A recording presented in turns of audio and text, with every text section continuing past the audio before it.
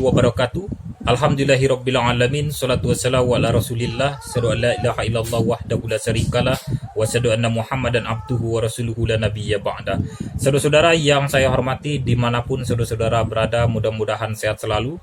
Hari ini kita akan melanjutkan diskusi kita atau kajian kita mengenai beberapa tuduhan-tuduhan yang cukup memprihatinkan kita mengenai beberapa cara berpikir atau pendekatan-pendekatan yang sangat tidak rasional yang menyerang agama Islam, tidak sesuai dengan kaidah-kaidah keilmuan kita yang ada, yang padahal ada ilmu studi agama-agama atau di dalam Islam ada kajian perbandingan agama yang sebetulnya ada semacam etika, prinsip dan lain sebagainya di dalam melakukan sebuah studi perbandingan agama. Nah, saudara-saudara yang saya hormati, oleh karena itu mungkin dalam video ini saya akan menanggapi beberapa pernyataan dari pendeta-pendeta yang cukup ekstrim di dalam cara berpikirnya, seperti Pendeta Saifuddin Ibrahim dan beberapa rekan-rekannya, ataupun Pendeta Esra dan lain sebagainya yang kerap menyuguhkan berbagai pandangan ataupun pemikiran-pemikiran yang kontroversial. Nah, saudara-saudara yang saya hormati, hari ini kita akan mencoba untuk mengkaji bagaimanakah kemudian ramalan di dalam Alkitab terhadap kenabian Muhammad Shallallahu Alaihi Wasallam. Jadi ini adalah tema garis besar kita. Bagaimanakah ramalan tentang kenabian Muhammad di dalam kitab Bible atau di dalam Alkitab? Nah, saudara-saudara yang saya hormati, sebelum kemudian kita menyentuh secara esensial daripada bagaimanakah kemudian beberapa tanda-tanda atau ramalan-ramalan yang kemudian merujuk kepada kenabian Muhammad Shallallahu Alaihi Wasallam, maka kita akan memulai dari mengkaji di dalam Matius 24 ayat yang ke-15 sampai ayat yang ke-28. Jadi ayat di dalam Matius 24 ayat yang ke-18 sampai ayat yang ke-29 ini, saudara-saudara, adalah membahas tentang Mesias-Mesias palsu dan siksaan yang berat. Jadi sebelum kita sampai kepada pembahasan tentang kenabian Muhammad ataupun ramalan-ramalan di dalam Alkitab, kita akan membahas atau memberikan semacam pengantar dengan membuka Matius 24 ayat yang ke-15 sampai ayat yang ke-18, yaitu tentang siksaan yang berat dan Mesias-Mesias palsu. Jadi secara garis besarnya di dalam Matius 24 ini membicarakan tentang Mesias-Mesias palsu. Nah, sebelumnya maka kita akan memahami terlebih dahulu apa itu Mesias. Nah, Mesias ini adalah bahasa Ibrani yang kemudian memiliki makna diurapi. Jadi kata Mesias ini adalah bahasa Ibrani kemudian diterjemahkan ke dalam bahasa Yunani, yaitu Christos, atau yang kita kenal sekarang yaitu Kristus, sehingga bisa kalimat ini adalah mengerucut kepada gelar daripada Yesus, yaitu Yesus Kristus. Dan karena memang bahwa Yesus Kristus itu adalah Mesias, Yesus adalah Kristus dan Yesus adalah Mesias. Nah, saudara-saudara yang saya hormati, apa pengertian secara terminologi dari Mesias yang merupakan gelar bagi Yesus ini?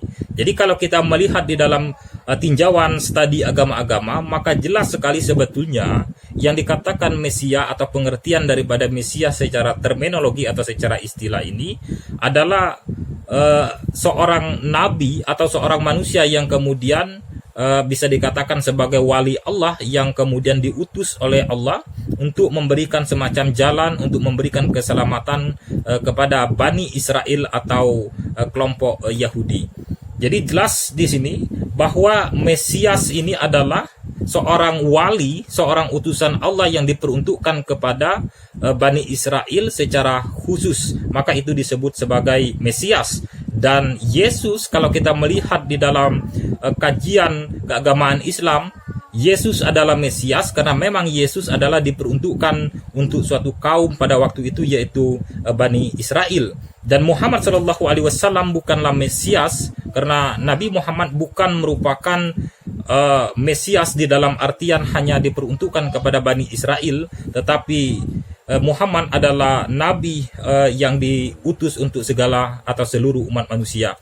Nah, saudara-saudara yang saya hormati, kalau kita melihat tentang Matius 24, misalnya saja di dalam Matius 24 ayat yang ke-23 sampai ayat yang ke-25, maka sebetulnya Yesus di dalam Matius 24 ini sudah memberikan semacam rambu-rambu atau semacam warning atau peringatan. Dan apabila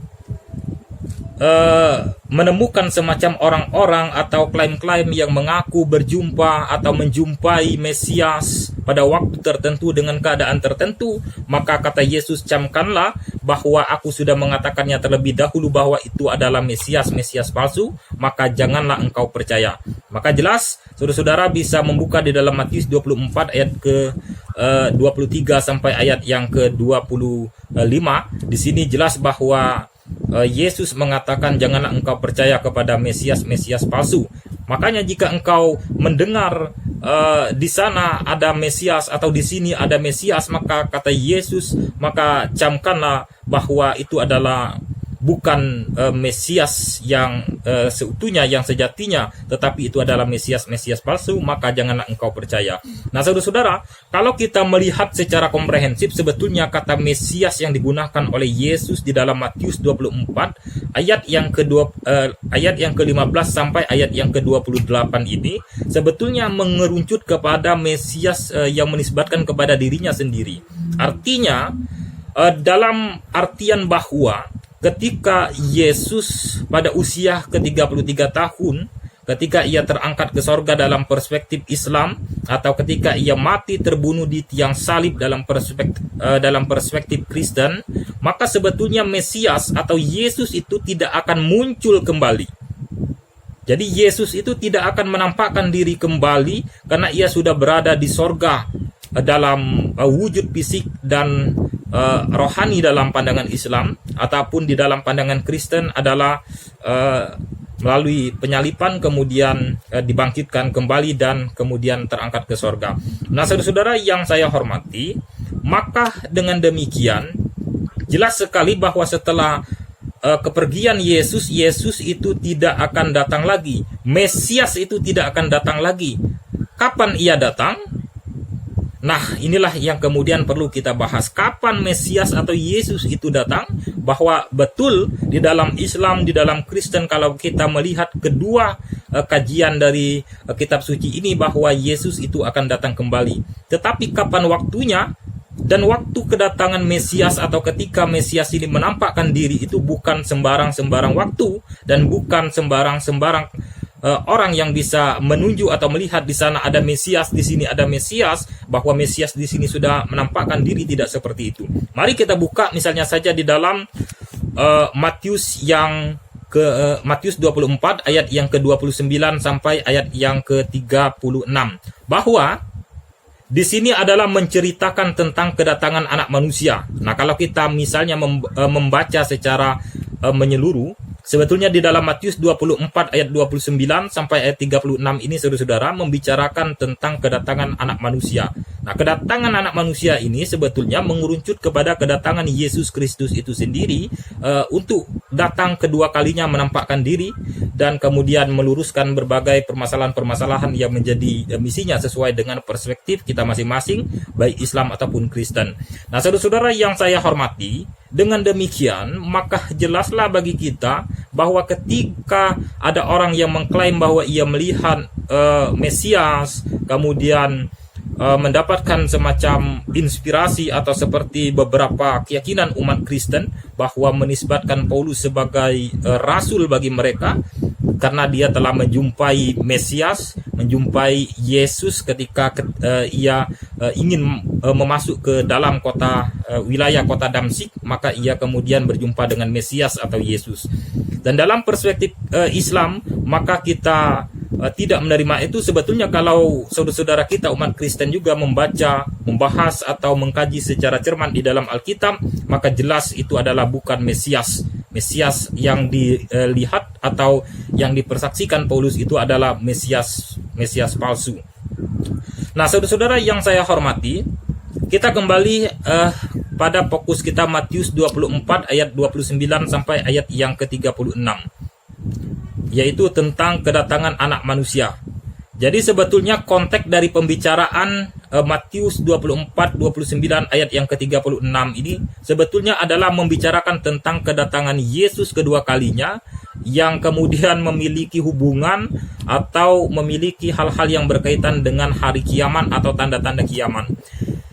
Nah, kita akan lihat di dalam Matius 24 ayat 36 dikatakan, tetapi tentang hari dan saat itu. Nah, saat itu ini adalah saat kedatangan Yesus Kristus yang kedua kalinya, maka tidak seorang pun yang mengetahui, kata Yesus. Baik para malaikat yang ada di sorga, baik anak itu adalah dirinya sendiri, baik malaikat, baik dirinya sendiri, tidak mengetahui kapan waktu itu terjadi. Nah, tetapi yang mengetahui itu hanya Bapa atau hanya Allah yang mengetahui kapan kemudian hari itu terjadi.